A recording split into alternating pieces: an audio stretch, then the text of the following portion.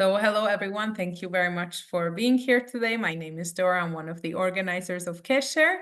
And today we are having a bit of a special event. I'll just say a couple of words about what we normally do.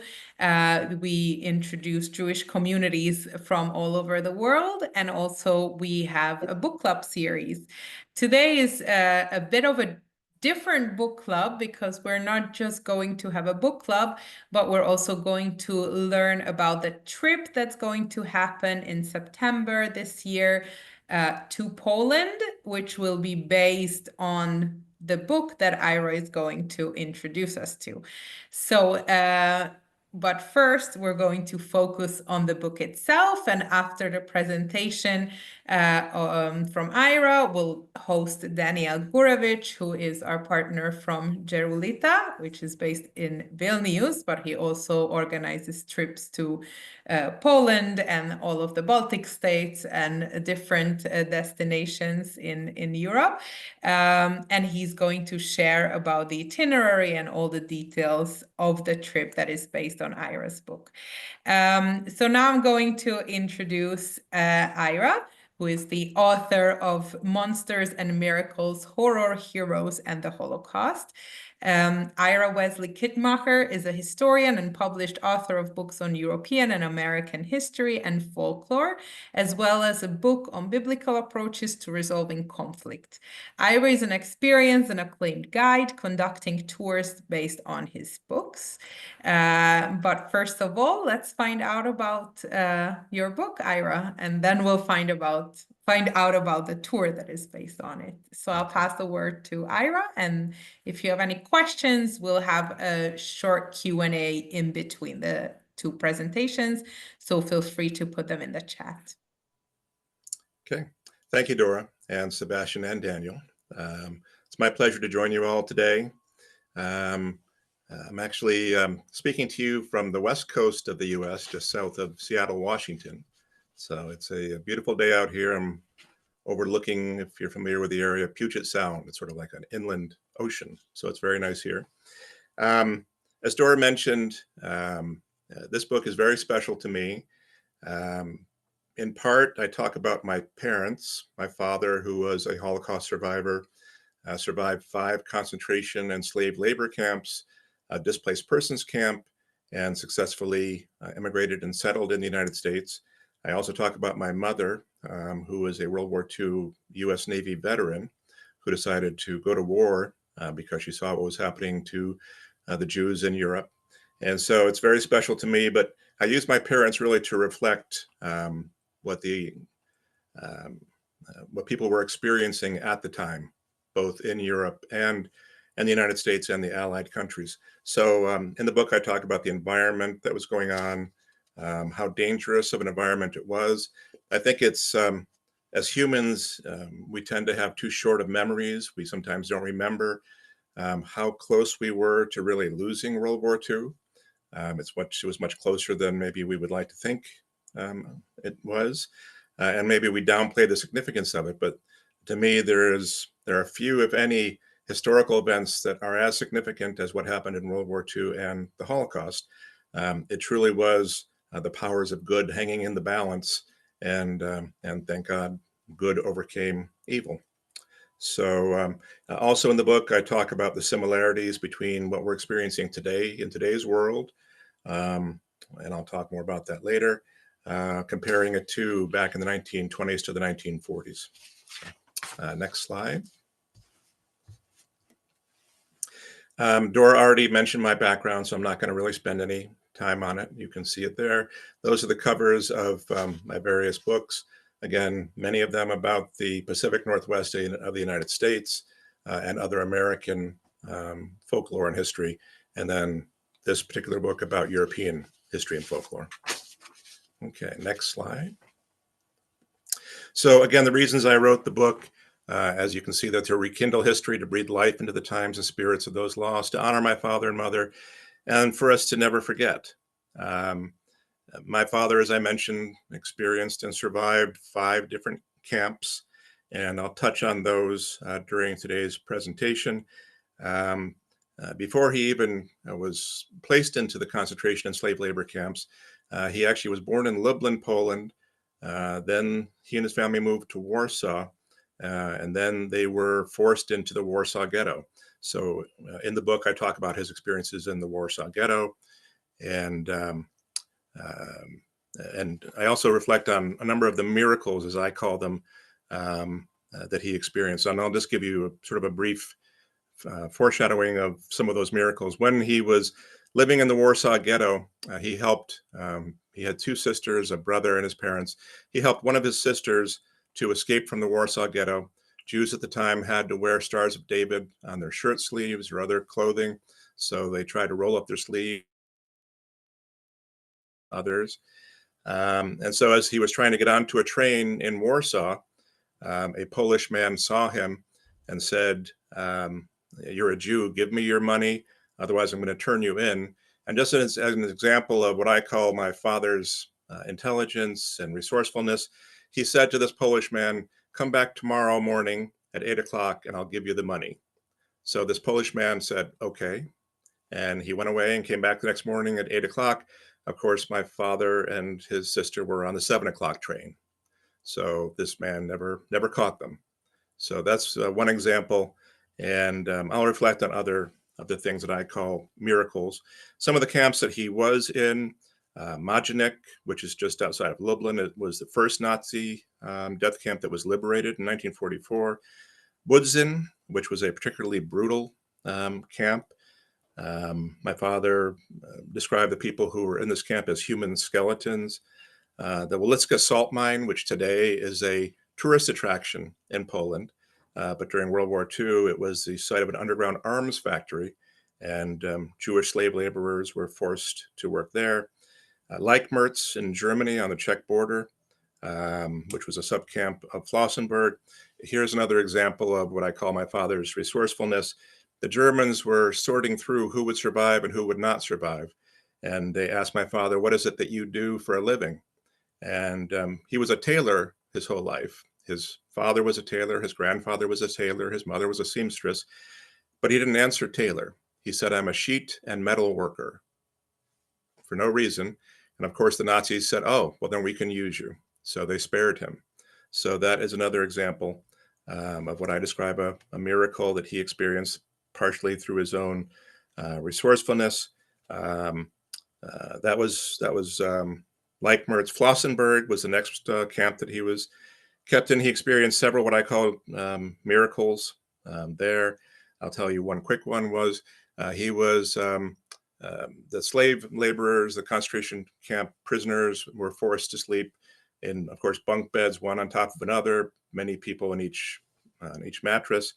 And he had a dream one night that he fought a giant black bird and won. He woke up the next morning and he was deathly ill. He had come down with typhus. And but something inside him said, "You need to get out of this barracks. You need to go on the forced march that the prisoners were being forced on." He forced himself to get up and out, and unfortunately, those who were too sick to get out of the barracks were all killed. So he again survived. He came back and told this story of fighting the giant blackbird to an older prisoner who said, "You fought the devil and won." So again, that's another example of his surviving. So I'll talk more about these concentration camps and the miracles he experienced. My mother, as I mentioned, was a U.S. Navy veteran in the U.S. Navy waves and fought against the Germans as best she could. And I am a second generation Holocaust survivor.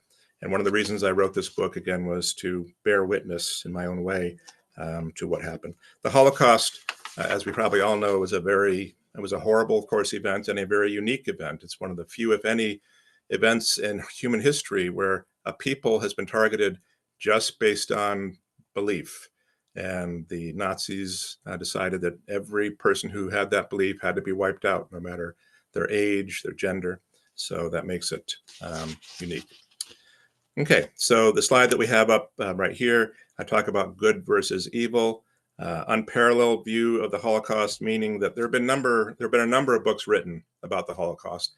And so when I took this on, and it took me about 3.5 years to research and write the book, I decided to take it from a perspective that I hadn't seen before, which I refer to as a cinematic perspective.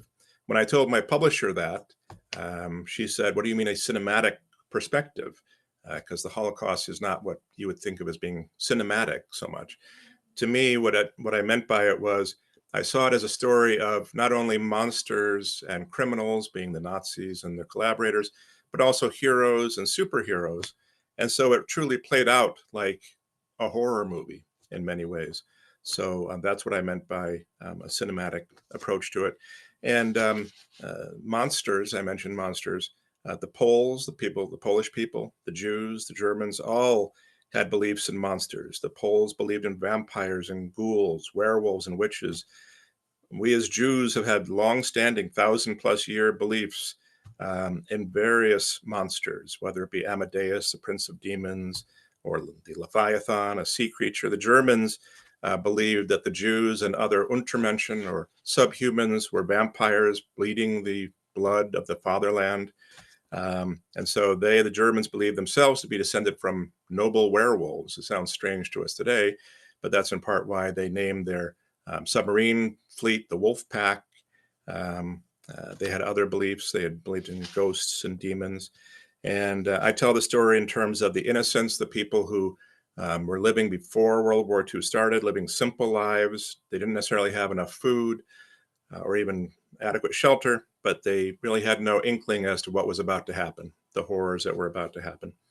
And I talk about how it's critical that we understand these beliefs of the Germans and the Jews and the Poles at the time, their beliefs in monsters and angels and miracles, to get a sense as to how this came about, because we're living in a similar time in history now where we've seen a rise in nationalism in autocratic countries. And so, okay, let's go to the next slide. This is a review that was done by a French publication, and I won't read it, but that was the way they described this book. Okay.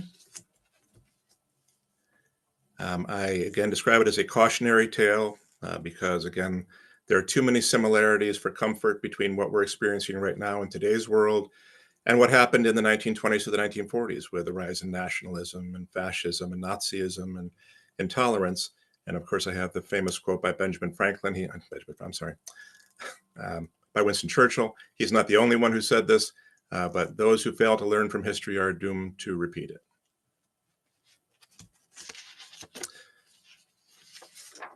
Okay. That's a photograph of my father just after World War II. And that's a quote from him. We didn't realize how good we had it. It was the calm before the storm. Again, there was no sense that the Germans would do what they did. Many people, including my grandfather, my father's father, who actually lived in Germany for a period of time, believed that the Germans were, and they were to an extent, a highly cultured people responsible for classical music and beautiful artwork. And there was just little belief that they would do the horrible things that they ended up doing in the Holocaust. So it really was the calm before the storm. I do talk about the things, the danger signs that today we look back and we can see what was brewing on the horizon. But at that time, they didn't have television, they didn't have social media, they didn't have nonstop news. There was really no way to tell what was just over the horizon. So, but I do talk about those warning signs and how I would love to be able to reach back in history and say, get out of there. And my father actually said to his father, we need to get out of here. The Germans are going to do some horrible things. And again, his father said, no, the Germans won't do that. If there are a few bad Germans, they'll get rid of them. So unfortunately, that turned out to be incorrect. I do talk about my father as being the primary hero in this story, and I describe him as the smartest and strongest person I ever knew. Okay. I mentioned that he was born in Lublin and moved to Warsaw, and then he and his family were put into a one-bedroom, I'll loosely call it an apartment. It was really just a room in a building with many other families, and that's the way they had to survive. Of course, my father was one of hundreds of thousands of Jews and others who were forced into the Warsaw Ghetto. Warsaw is one of the stops that will make on the tour, as Daniel will talk about later. Poland's history is fascinating. You probably know Jews lived in Poland for over 800 years peacefully, mostly peacefully, with their Polish neighbors. And there were pogroms, there were other things that happened, but nothing obviously close to the Holocaust. In 1939, there were 3.3 million Jews in Poland. By the end of the war, there were only 380,000 Jews left in Poland. So obviously just a huge loss of life. My father tells one story that I describe in the book as sort of an example of what happened, how horrible it was in the Warsaw Ghetto. People were starving. There wasn't enough food. And he saw a teenage girl intercept a package. A package was delivered to a house. He saw this teenage girl pick up the package, which was wrapped in brown paper, and bite into it as if she thought she was somehow biting into food. Unfortunately, whatever was in that package was glass, and she was horribly cut. So that's sort of an example of the horrors that people experienced in the Warsaw Ghetto. Okay. Majdanek, again, I mentioned that this is one of the concentration camps that my father was imprisoned in. You can see 3 gas chambers, 60,000 Jews were killed. This is one of the stops that we make on the tour. A vast forced labor camp. Warsaw Ghetto survivors were forced into the camp, and 60,000 Jews again were killed. So a brutal place, like so many of these concentration camps. Okay. The Wolitzka salt mine. Again, today, it's a tourist attraction in Poland. I myself have never been there. It's supposed to be a beautiful location with various artworks carved out of salt. Unfortunately, during World War II, the Germans had set up an underground armaments factory, and they didn't get very far with it. The Soviets actually invaded towards the latter part of the war. Several thousand Jews were imprisoned there, including my father, and they were having to work in slave labor conditions. As you can imagine, in a salt mine, it was very dry. There was not much moisture or water, and it was horrible. Okay. After he was imprisoned in these 5 different concentration and slave labor camps, he and other prisoners were forced to march. They had just left, I believe it was Flossenburg. They were forced to march, and they were being guarded by not only Nazis, but by Ukrainians. And at the time, you may know, during World War II, a number of Ukrainians aligned themselves with the Germans and served as prison guards. So they guarded the prisoners as they were being marched. And anyone who would fall behind, anyone who would fall to the side of the road was killed almost instantly. They got to a town in Germany called Stamsried. It's in Bavaria. And they got to the town square, and they called out the Burgermeister, or the mayor of Stamsried. And they said, "Mr. Mayor, what do you want to do with these prisoners?" And before he could weigh in, and by historical accounts, we think that he probably would have said, "Hang them in the town square." Before that could happen, like in a Hollywood movie, the prisoners saw American tanks, like the one you can see on this slide, coming up and over the hill. We can tell they were American because they had the white star on them. The Nazis and the Ukrainians all ran into the woods. And according to historical accounts, the Americans took over Stamsried in a, I'm quoting, peaceful manner without any significant resistance.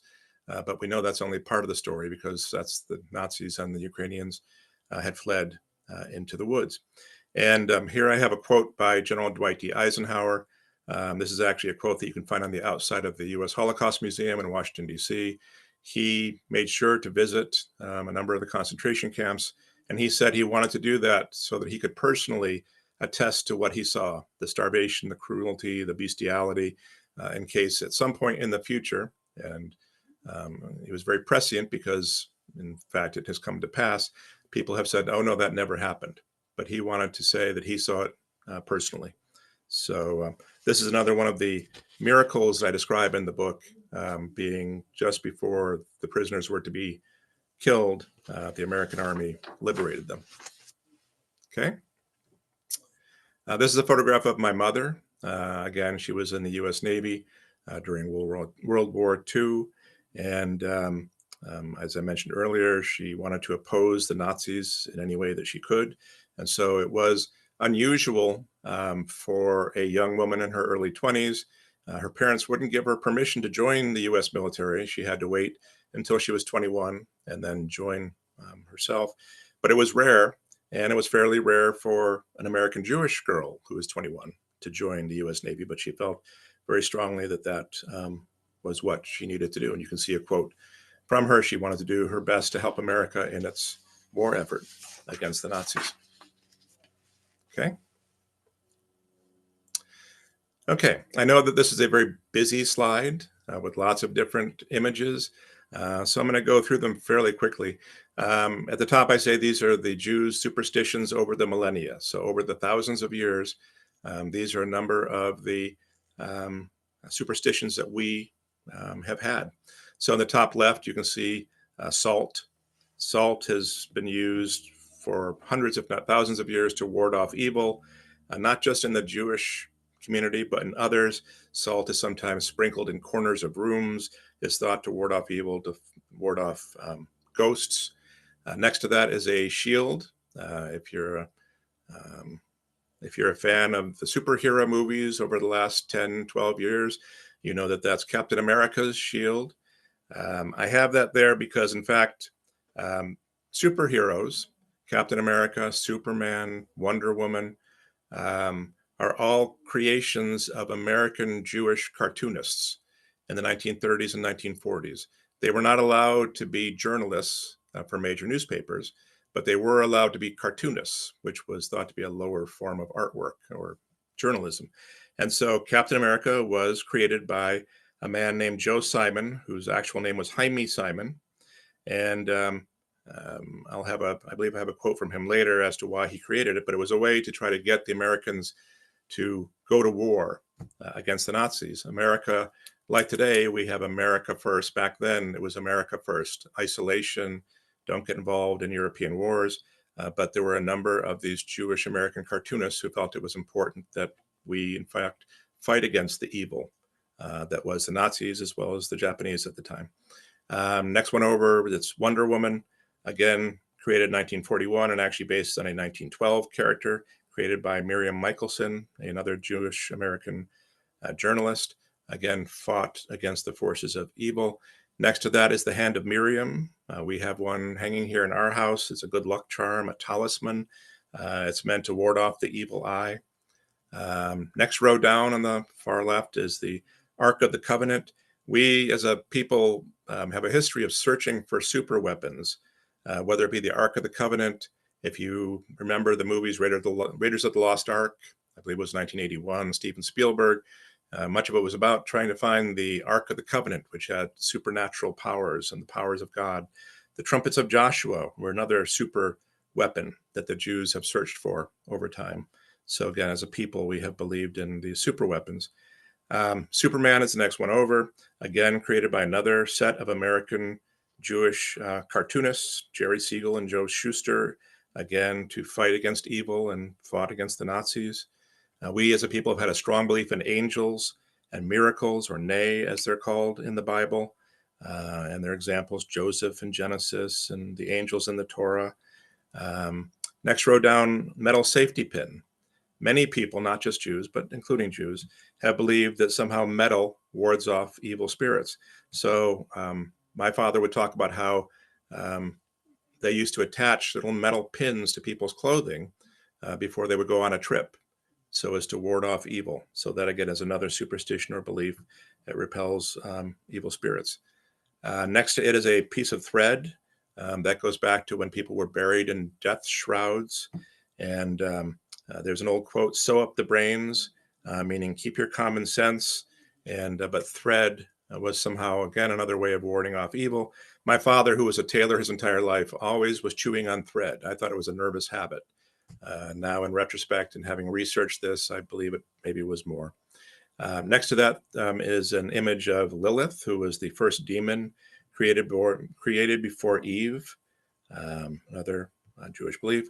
The sneeze, a little explosion in the head. The biblical Jacob in Genesis died after sneezing. There's an ancient belief that, and we probably all say some variation of when someone sneezes, Gesundheit, or God bless you, or something like that. And that again is to ward off evil, to keep evil from rushing into the body once we have sneezed. So the golem, you probably know about the golem, was the creation of Rabbi Judah Loew of Prague to again protect the Jewish community against anti-Semitic attacks. Ironically, the Germans made the first horror movie in 1915 called The Golem, which was an anti-Semitic movie, which really was a precursor to the Holocaust. And it's interesting, and I won't go, we don't have time for it here, but there's interesting comparisons between Captain America and the Golem. They have similarities, both created by artificial means. Both, Captain America had an A on his forehead. The Golem had a Hebrew symbol on his forehead. Anyway, there's ideas or thoughts that Captain America was based on the Golem. And then finally, the Blackbird is the last one there. And I already mentioned my father's dream about fighting a blackbird, which again is meant to represent evil. So those are some of the superstitions that as a people, we as Jews have had over 1,000+ years. Okay. I say anti-Semitism, folklore, superstition fed the Holocaust.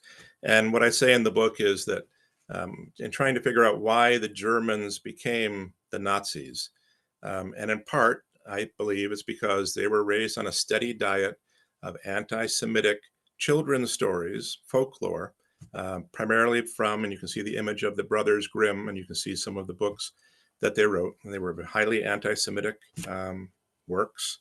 And this is what they were, this is what the German children were raised on. Ironically, if you go to a Disney park today, whether it's Disneyland or Disneyland in Paris or Disney World or wherever, many of the Brothers Grimm stories, Snow White or Rapunzel or any of those play a major role, of course, without the anti-Semitic overtones.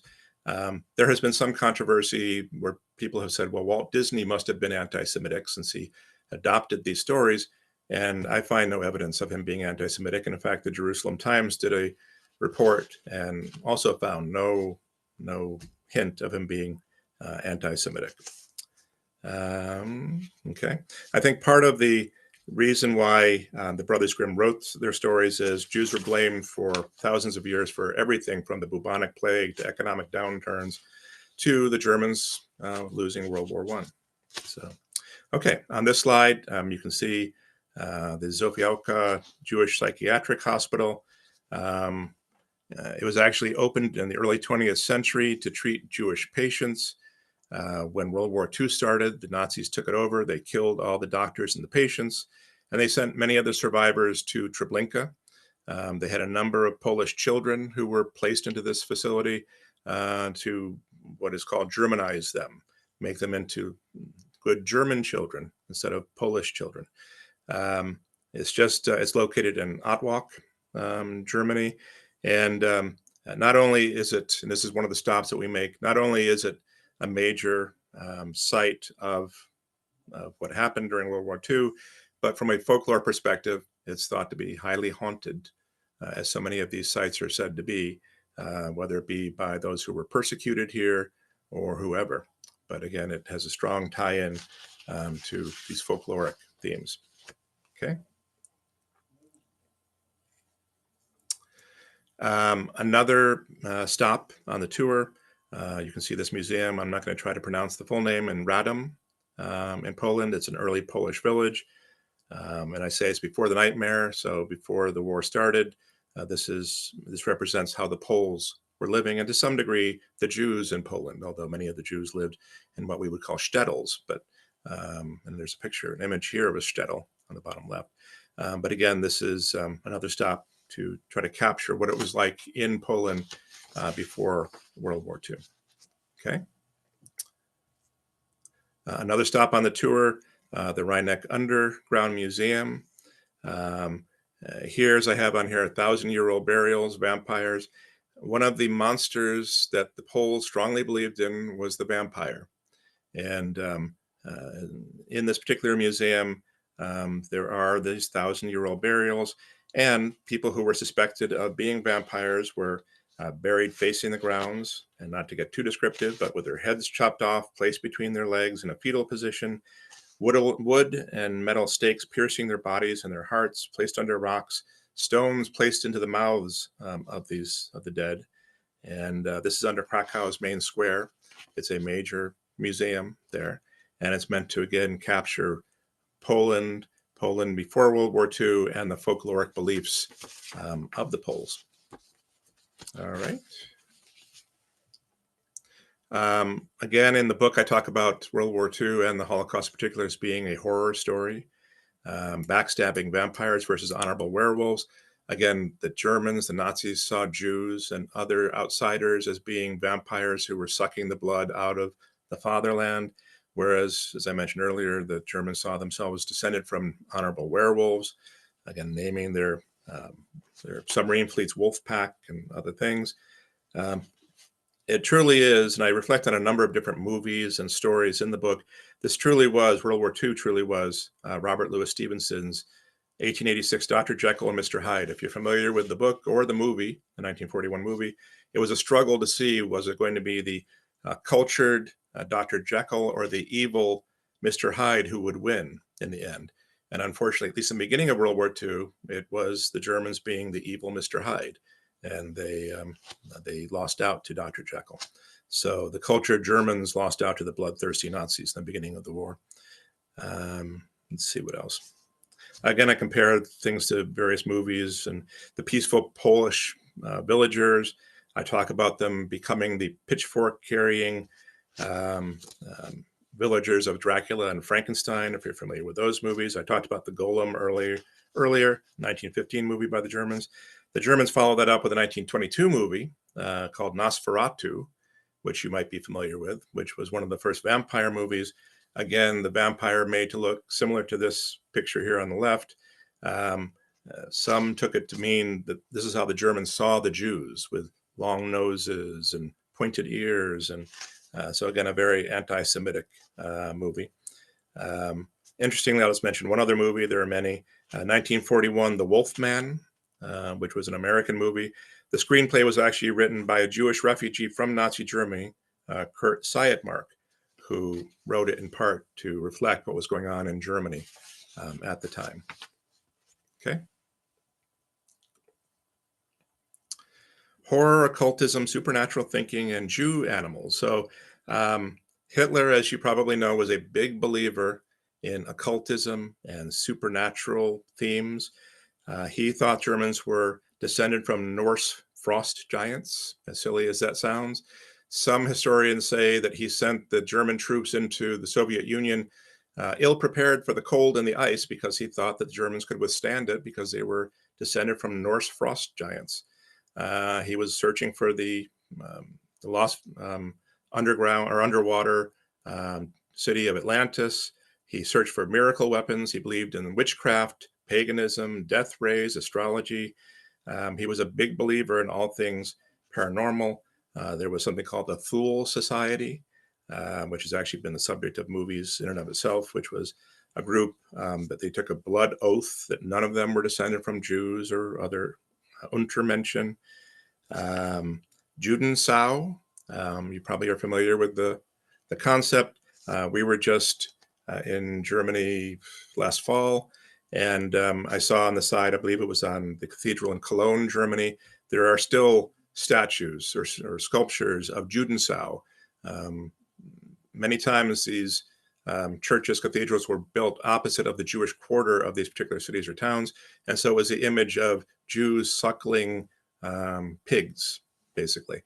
It was an anti-Semitic trope against Jews, and so that's what I mean by Jew animals. Hitler himself, I won't talk much other than to say he himself thought of himself as a cinematic hero. He would play to adoring crowds. He practiced his heroic poses and rhetoric in front of cameras. They were big, of course, into propaganda. Joseph Goebbels was his propaganda minister. Even the swastika, the sign of the Nazi party, was not a German invention, you might know. It actually came from Indo-Aryan mythology, over 7,000 years old. It was a good luck charm in Hinduism and Buddhism, but the Nazis adopted it to be their own symbol. And of course, today it's thought of as being an evil symbol. Okay. Germany's militaristic past. Long before World War II, Germany had a history of being involved in warfare and brutal actions. I talk in the book about, I think part of it is because the Germans didn't have their own country until the 1870s. It really was a fiefdom of principalities, many of them fighting against each other. But I do talk about how in 1776, the Germans fought as Hessians or mercenaries for the British in the American Revolution. And if you're familiar with the legend of Sleepy Hollow or the Headless Horseman, I don't know if you're familiar with that. That's based on all of that because that was supposed to be a Hessian soldier who lost his head. In the middle of the screen, that's the Headless Horseman at the bottom. In World War I, the Germans were seen as marauding guerrillas. And then, of course, on the right, that's also World War I. So Germans have been seen as being this warlike people. And unfortunately, that led in part to the Holocaust. Okay, next slide. So I've already talked about Captain America and Superman and Wonder Woman being the creations of American Jewish cartoonists. This is a quote from the creator of Captain America. I won't read the whole thing, but basically as a Jewish kid being raised in America, he had a belief in moral values.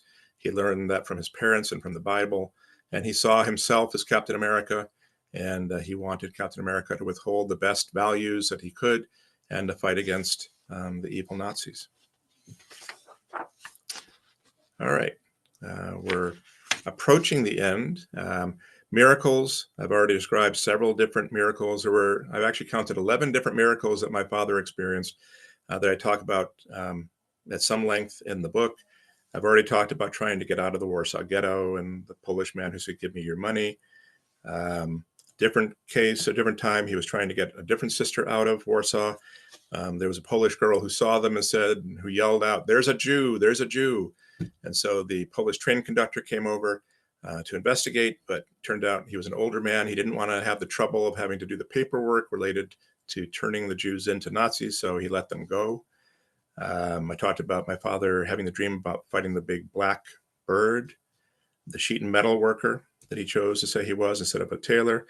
At one of the camps, there was a brutal prison guard who said, "I'm going to kill you if you don't give me your lunch," which is like a turnip and a little cup of soup. "If you don't give me your lunch for a week, I'm going to kill you." My father said, "You can go ahead and kill me. I'm not going to give you my little bit of food that I get every day." And somehow, and I describe it as a miracle, this particular prison guard was led away by the authorities for having killed others through moonshining, poisoning people through illegal alcohol. My father was being transported again from one of these camps by train. The Germans were very good at making trains run on time, unfortunately, which was part of the history of World War II. My father was seated in the bottom of this particular cattle car, and others were placed above him. Unfortunately, the British attacked the train, not knowing that it was a train carrying Jewish prisoners. They strafed the train. All those in the upper part of the train were killed, and the people on the lower part of the train were not. So again, my father survived. So I describe it for him anyway as a miracle, although so many others died. Another one, my father was there were so many forced marches that the prisoners were put on. He said that he could barely walk anymore. He was being marched over so many miles, but somehow he heard a voice coming from behind him that said Kittmacher, his last name, and also my last name, "Don't stop here." And even though he didn't know anyone amongst these prisoners and they wouldn't have known his name, he listened to this voice and he kept on marching because anyone who did stop marching were killed on the spot. I mentioned seeing the American tanks coming over the hill, and the other miracles were really related to his surviving and being able to immigrate to America. My father actually gave an interview, which is housed in the U.S. Holocaust Museum in Washington, D.C. He was part of the Steven Spielberg effort in the early 1990s to record Jewish Holocaust victim stories. My mother's was actually interviewed as part of the U.S. Women's War Memorial, so that's where her interview is kept. And one more slide, actually two more slides.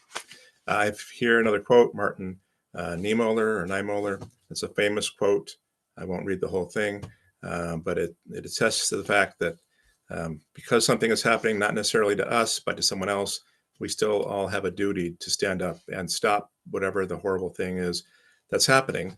Because as you can see in this case, then they came for me and there was no one left to speak out. And he was a Christian minister, and he was kept as a prisoner by the Nazis for a number of years. Okay, so then we go to the next slide. And stopping another Holocaust. In the book, I do reflect on lessons that I've learned from the Holocaust. What can we do to stop another Holocaust? And I won't go through it in great detail, but basically these circles that you can see, educating people, making sure that people don't forget what happened in the Holocaust, having an open society in all of our countries, having open journalism, open reporting, not hiding stories, practicing the golden rule, being kind to others and good to others, just as we would have them do to us.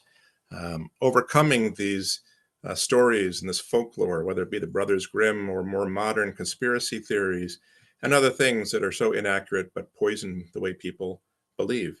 And I have here a quote from Elie Wiesel: "The opposite of love is not hate, it's indifference." And then that's where I will stop. The next slide is just thank you. So thank you all very much for that. I went through that fairly quickly. Thank you so much, Ira. Thank you for sharing with us about your book. Just for a moment, I'll stop the sharing so we can go into some questions. So if there are any questions, please put them in the chat and we'll do a couple of questions specifically about the book before we pass the word to Daniel to share about the trip that is going to be based on Ira's book. So there was a question: what is your parallel of current anti-Semitism in the US and in Germany in the 30s and 40s? That's a very good question. I find lots of parallels between today and the 1920s to the 1940s. One, and it's not just in the United States, it's, I think, in many countries, there is a xenophobic, there's a fear of others, a fear of immigrants, a fear of people coming into our countries is being played out in real time, both in this country, in the United States, and others. And so there was a real fear back in the 1920s to the 1940s of others, as reflected by the Nazis, who again thought of as the Jews and other subhumans as being vampires who were sucking the blood from their country. And so I think that this intolerance towards people with different views than what we ourselves may have, this wanting to close our borders. Today we have an America First movement, which we're trying to, as it says, put America first before others. That's the same thing that was happening in the 1920s to the 1940s, led by Charles Lindbergh, the famous aviator, and others. A rise in autocratic governments, democratic governments seeming to go out of favor in many places, just a lack of tolerance. All those things to me are parallels between today and the 1920s to the 1940s, and they're real warning signs that I think, to me, we need to learn from, we need to know what's happening, and we need to battle against those things. Thank you. Well, there's more detailed questions about this. What do you think about the left-wing anti-Semitism, if you want to comment on that? I think that anti-Semitism, like any kind of hatred, whether it comes from the right wing or the left wing, is unacceptable. And of course, I can talk about in the country where I live, in the United States, and on the West Coast of the United States where I live, it tends to be a very left-leaning liberal part of the country. And I have I've experienced intolerance and anti-Semitism, both from those who describe themselves as liberals to those who describe themselves as more right-wing. So I think it's unacceptable wherever it comes from. whether we label someone as left-wing liberal or right-wing conservative or whatever it is. It's a form of hatred that I don't think there's any room for. Thank you. And before we pass it to Daniel, I'll also ask a question from you. Have you been back to Poland, or not back to because you're not from there, but I mean visiting Poland after your research, and how does that feel to you with this history behind you? Right. I myself have not been to Poland. I've talked with Daniel several times about making that trip, and so I'm hoping to go in September. I've been throughout Europe. I've been to many different places in Europe, and I've come close to Poland. I was in Budapest last fall, as well as other places in Germany. So I will say that I actually traveled back in the early 90s with my father and mother back to Europe, including Germany. And we actually traveled throughout Germany. And my father said to me that it was shocking to him. He was going back to Europe as a well-off American, and he was welcomed with open arms because, especially in Germany, people seem to love Americans. It wasn't his experience, obviously, the last time he had been in Germany, which was during the Holocaust.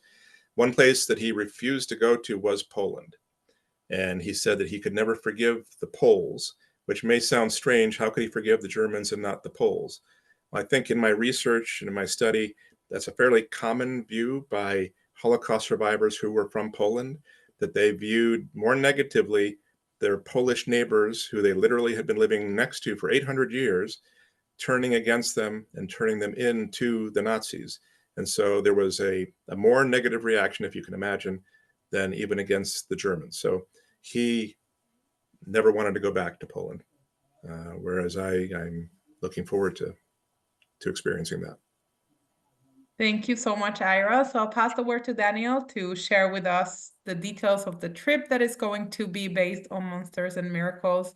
And if you have any questions specifically about the trip, please put them in the chat, and we'll have time for that also after his presentation. So good morning, everybody, or any other time of the day you are in different time zones. So it's my pleasure to be here again on Qesher Talks, different formats of Qesher Talks. I represent the Gerolita Travel Company, which was started by my father. We are a Jewish family, Litvaks from Lithuania.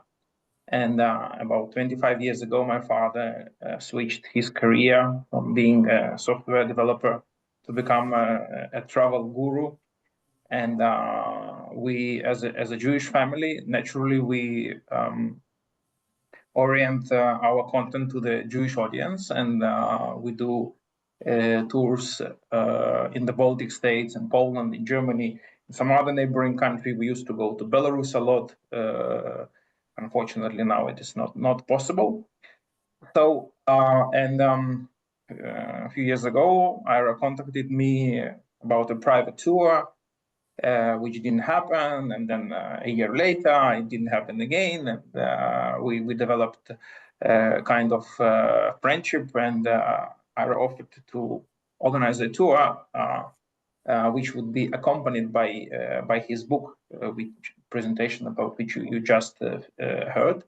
So, and for us, it's actually a very interesting opportunity, and we have a lot of experience in working with different people, historians, researchers,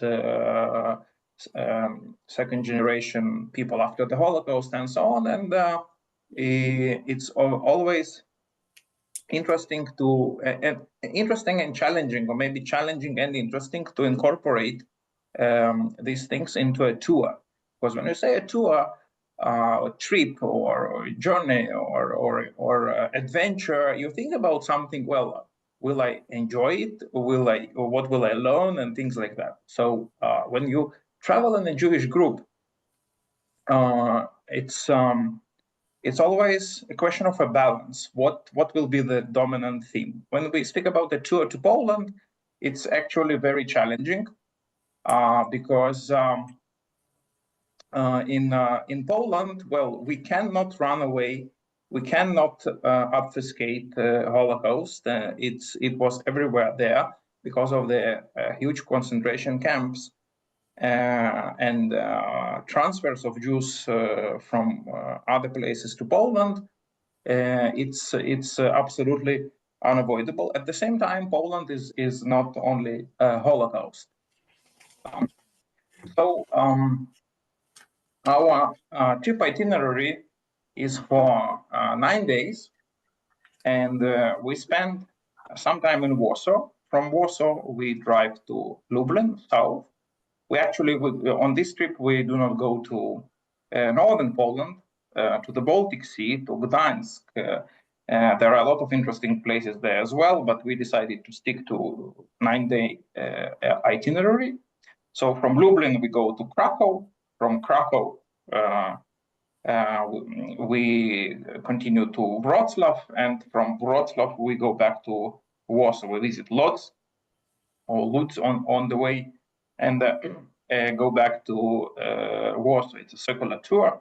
The dates are from 12th to 24th September this year. The next slide is a map of this tour. So it's a circular tour. Little red here at the top is Warsaw. From Warsaw to Lublin is about 2 hours drive. From Lublin to Krakow is about 4 hours drive. And from Krakow to Wrocław is another 4 hours drive. Auschwitz, probably the most famous death camp, is on the way from Krakow to Katowice, somewhere here. Yeah, it's here on the map, Auschwitz in Polish language. And from Wrocław, which is very close to German border, we go back east to Lodz and back to Warsaw. Well, it's hard to choose which pictures to include into the presentation. Here I show Logic Synagogue of Warsaw. Here on the right is a picture from a reconstruction of a wooden synagogue in Polin Jewish Museum, an amazing museum which gives a retrospective view of 1,000 years of Jewish history in Warsaw. The bottom picture is the old city, the main, well, it's not the main square, it's like the entrance to the old city. There is a red royal palace on the right side and colorful buildings. So Warsaw is an interesting city, it's a cosmopolitan city. And for a traveler, it's interesting to find out about local culture. If you are a Jewish traveler, of course, you have a Jewish perspective. You have the story of a pre-war Jewish life. You have the story of famous rabbis. You have the story of Enlightenment movement, Haskalah, modern Jews, political parties later on, Zionism, the whole political spectrum. We do organize meetings with interesting personalities. On the tour, there are a lot of interesting organizations, because in Poland,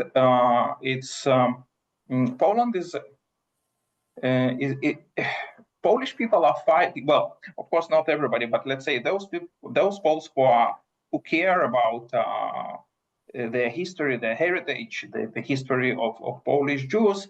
They tend to kind of defend defend their country and try to show that it's not only Holocaust, that a Holocaust is a big tragedy, but it doesn't mean that there cannot be a dialogue. And I would like to reflect and to connect with what Ira just said, that his father went to Germany and it was like kind of okay for him to be there, and he was welcomed there, and he did hesitate and he didn't go to Poland. So Polish people as well as German people, Germans, by the way, they had an idea to revive Jewish community of Germany. and they were working very hard to achieve this goal. And about 7 or 8 years ago, they did it. They have the same, if not more than that, number of Jews as they had before the Holocaust. It's above 200,000 people. And what actually helped them to get it was a collapse of Soviet Union and the fact that they offered compensation to Jews who suffered from the Holocaust, from the Nazis, and they welcomed them in Germany. They gave them reparations, payments, and many of these people were talented engineers, and they helped building Germany and developing German industry in 1990s. Poland is not as lucky as Germany. They have no chance to get the same number of Jews as they had before the war. But they want a dialogue, and there is, for example, one organization which is called Forum for Dialogue. These people are fighting anti-Semitism in Poland today, and they work hard in order to build dialogue between Poland and Israel, or Poland and Jews today. In Warsaw, we stay in the modern part of the city, which is a central part of the city. Here you see Intercontinental Hotel Warsaw. It's a nice hotel, just to show you the level of hotels on the tour. From Warsaw, we moved to Lublin, as I've said. Also colorful, picturesque old city, fortress, and of course the sad and the hard part of our history, the Holocaust. And this is the picture of Majdanek concentration camp museum, which is inside Lublin today. It was outside the city 80 years ago, but today you see it's surrounded by residential area. Drive to Krakow. Poland badly suffered during the war, and Krakow was a seat of a Nazi officer who was responsible for entire Poland, and this was the reason why Krakow was not destroyed, or at least was destroyed much less than other cities. Warsaw was wiped out. 87% of the city was destroyed, and actually it's really heroic from the side of Poles to rebuild Warsaw after the war. Here at the top you can see the gate to the Beit Knesset Hadash, the new synagogue. Well, it's not so new, it's quite old, but when it was built, it was a new synagogue. It's a Ramah synagogue, and of course a picture of some pierogi, the Polish food, and so on. In Krakow, from Krakow, on the way to Wrocław, we visit Auschwitz concentration camp and Birkenau Memorial. As well, in Krakow, on this tour, we booked Sheraton Hotel. So also to show you the how does it look like. Wrocław is another beautiful city with interesting architecture. It's on the river. The old city is nicely renovated. It's a nice stop. What I try to say that this tour, and that's how we like to do these tours. Usually, what we do, we put the general history as the spine of the tour. On top of the general history, we add layers of Jewish culture, history, religion, politics, and so on. And of course, Ira's tribute with his book, his experience, his research, his family history, and so on. But we do these things in a certain balance, doing our best to deliver a certain narrative of Poland as a destination, Poland as a country with once huge Jewish population, Poland as a modern country. What are the struggles in Poland in nowadays, and of course meetings with local people, with Jewish communities and non-Jewish and the representatives of some non-Jewish communities. They make this tour more colorful. In Lublin and Wrocław, we have 4-star hotels. in this little bit smaller cities, there are no 5-star hotels, but these 4-star hotels in Poland are actually also very nice. And the price of the tour is 4,100 euros per person in a shared room. It includes 2 guides, Ira as a scholar in residence, and a tour inspirer, and a local guide to deliver local content to you. Of course, it includes accommodation, 8 breakfasts and 4 dinners, travel coach, and of course entrances to the museum according to the program. Yeah, and that's what we offer. Some technical questions. How does that work? Well, September is a nice period of time. It's not a high season in Polish tourism, but it's not cold, so it's a good weather. Our guided days are usually, well, it's like to go to work. It's like from 9 to 5, except the days when you have longer drives, and of course it takes a little bit longer.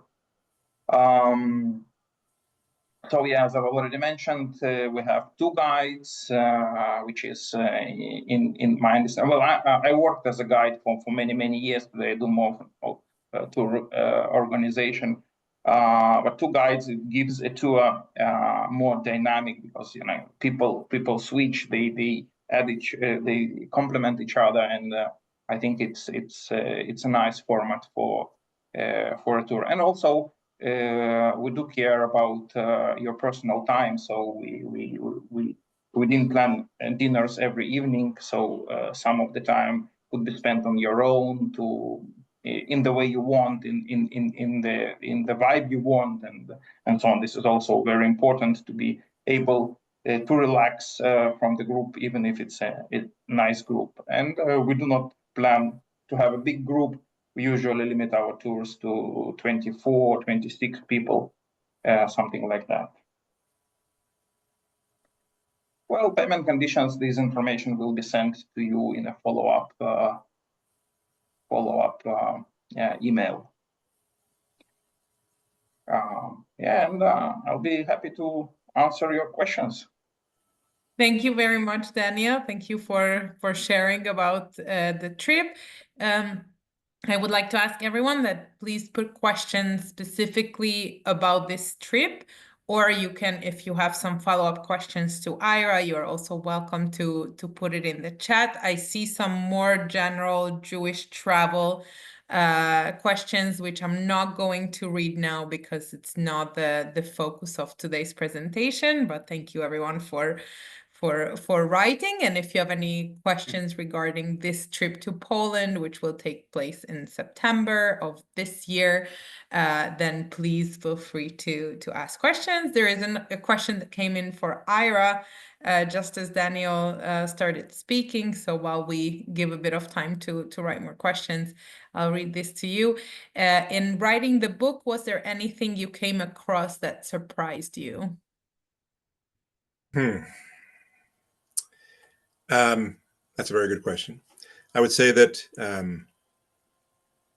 writing the book, and I spent probably, again, 3.5 years or more writing the book, but of course I experienced my parents' stories personally for obviously decades before that. I think seeing the horrible things that happened, researching the horrible things that happened, truly had a traumatic effect on me. It was difficult at times to get through some of the information, even though in general I already knew a lot of it. I think probably the things that surprised me, and I should say that even though so much of what I talk about is the Holocaust and what the Jewish experience was during World War II, a big part of the book is really the whole Jewish story, the history of the Jews, and the history of the relationship between the Jews and Christians and others, and how we came about to the Holocaust and World War II. So it's not strictly about the Holocaust.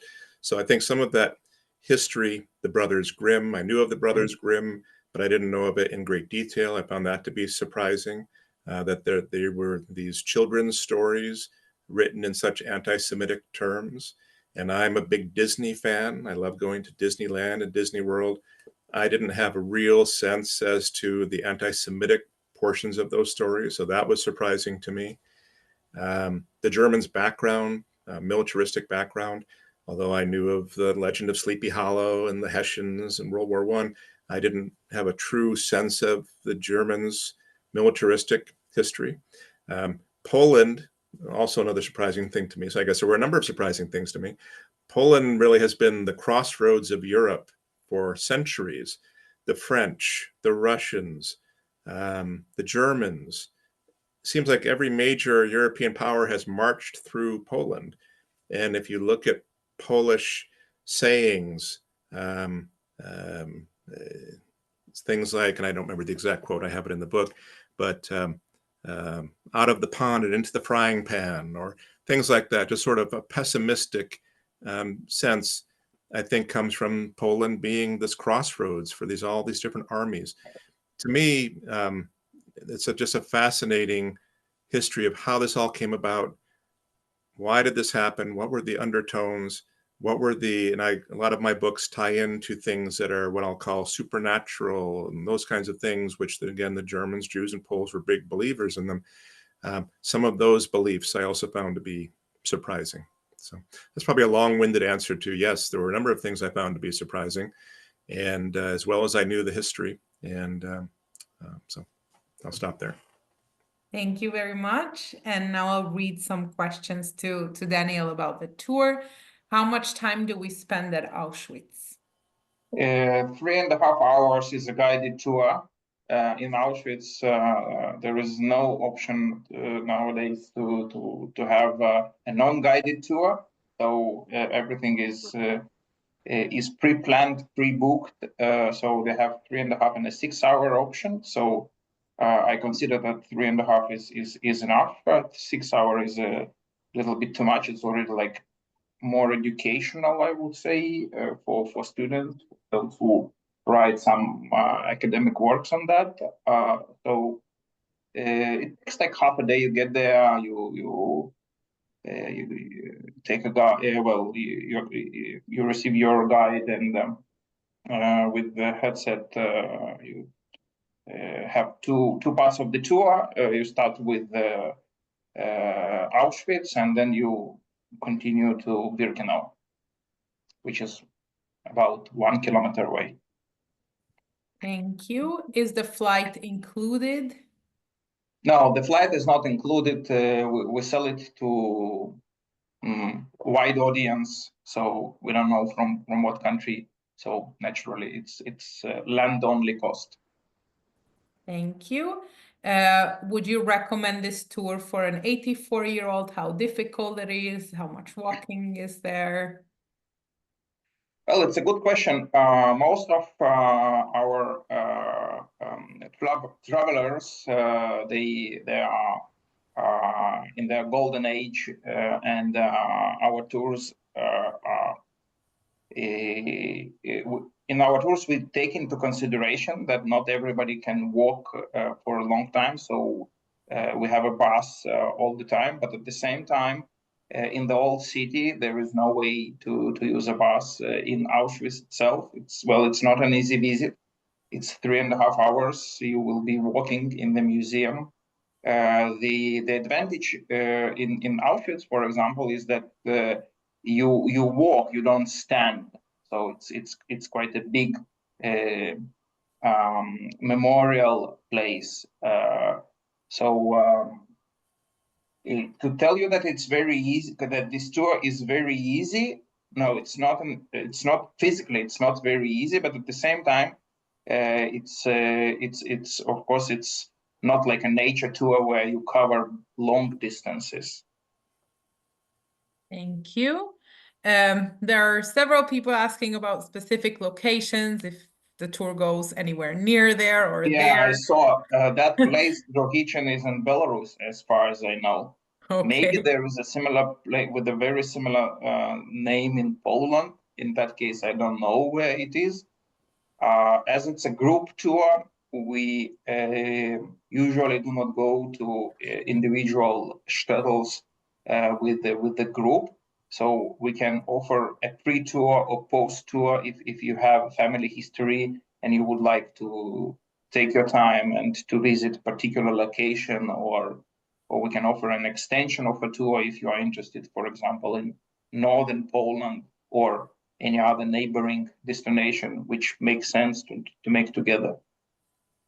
Droitzin is in Poland, a bit east from Warsaw. I Googled it now, so it's still but I guess you're not going there. There was also a question about Bialystok, which I think is in the north, so I think you're also not going there. But there's also a question about Łódź, and I think you are going. Yeah, Łódź we do go, on the way back.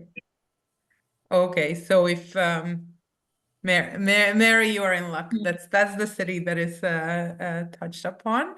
I'm just going to check if there are other. Thank you, Betty, for sharing your experience that she's done a trip to Poland, and it was very emotional and important experience. And I wanted to ask that you mentioned that I think it might be interesting to hear about that in the cities that you do visit, are there Jewish communities? Do you meet them? Which are the Jewish communities that you do meet, and how does that look like that you actually meet the locals? So there are Jewish communities in Warsaw. There is a Jewish community in Lublin too. There is a Jewish kosher hotel in Lublin, in a former yeshiva, the religious seminary, and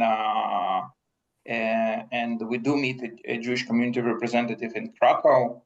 There are Jewish communities that are not very big, but they're interesting. It's not Polish Jewish communities. Well, I don't want to spoil, but and of course it's not a secret today to find information. It's easy; you can find everything online. But these communities, in these communities, for example, one of the interesting things is that there are many people who, for many years, had no idea that they have that they have relation to the Jews. So these communities are different, and people who run these communities, they actually face a different reality. They work for a different kind of Jews. It's not like in Lithuania, for example, or in other totally post-Soviet countries like Baltic states or Belarus and so on. It's slightly different, and of course different from Central and Western Europe. Thank you. There's a question from Michael: why are Holocaust tours or Poland trips in the winter? But this one is actually in September, so I want to emphasize what Daniel said, that this is not in the winter. September is still a very nice time of the year, so you don't need to worry about the deep, heavy winter on this trip. How much time do you spend in Łódź? Well, 2 hours, maybe a little bit more, because on that day we drive from Wrocław to Warsaw, and we visit the old city and some other sites of interest, and have lunch and continue to Warsaw. Thank you very much. And in the meantime, I'll ask one question from Ira that came in. What were the anti-Semitic portions of the Disney stories? There were a number of, and I have them on one of the slides, and of course also in the books. The Brothers Grimm wrote a half a dozen different stories or books where they painted Jews as being, and the sort of the anti-Semitic trope or typical greedy, trying to cheat children and others out of money, trying to take advantage. So those were the Brothers Grimm stories. And many of the stories that became Disney rides or Disney park attractions, also written by the Brothers Grimm, had those same types of anti-Semitic overtones that have been taken out. So in the book, I talk in more detail about what those are, but you don't experience them going to a Disney park anymore, but they were in the originals. Thank you. And of course, we will tomorrow send out the recording of this session. We will also send you the details of the trip on the Gerulita website, where you can find all the very specific details with the itinerary and what the price includes and what it doesn't. And of course, you'll also receive Danielle's contact information. So if you wish to follow up or ask further questions or ask his help with registration, then you will be welcome to reach out to him. And we will share with you also where you can buy Monsters and Miracles. So if you want to actually read the book, perhaps before you travel, or just in general, you're curious and interested in what the book actually says more in detail, then you will have the chance also to find out about where to buy it. So you will receive all this information tomorrow. And I'm just checking if there are any more questions related specifically to the trip or the book.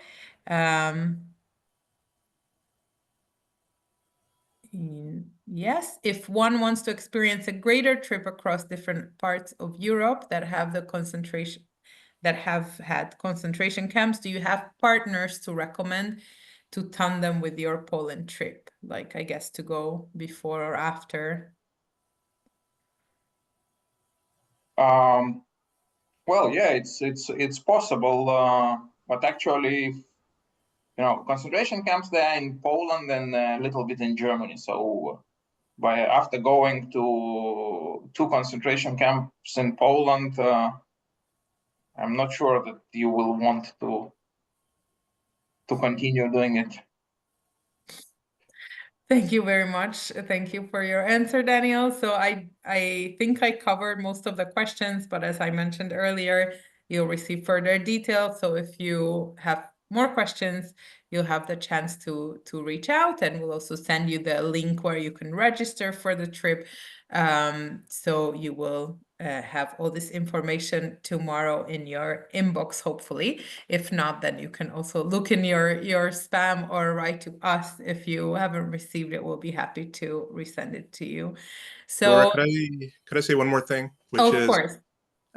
I know that the Holocaust and concentration camps can obviously be a dark topic, but to me, and of course, I researched this for so many years and wrote this book on it. To me, there are a few topics that are more important to our history as the Jewish people. Not only what happened in World War II and the Holocaust, but really our entire history and how it led to what happened, and then even the times that we're living through today, which do reflect some of those same themes. So to me, we live in a very important time, and this is a very important topic. And I think that the way that Daniel has set up this tour really touches on really everything that we could ask for in a trip to Poland. Thank you so much, Ira. Sure. And thank you also, Daniel, for sharing. Yeah, one more thing I forgot to mention. It will be in a follow-up, but I want to say it aloud now, using an opportunity, how the registration works.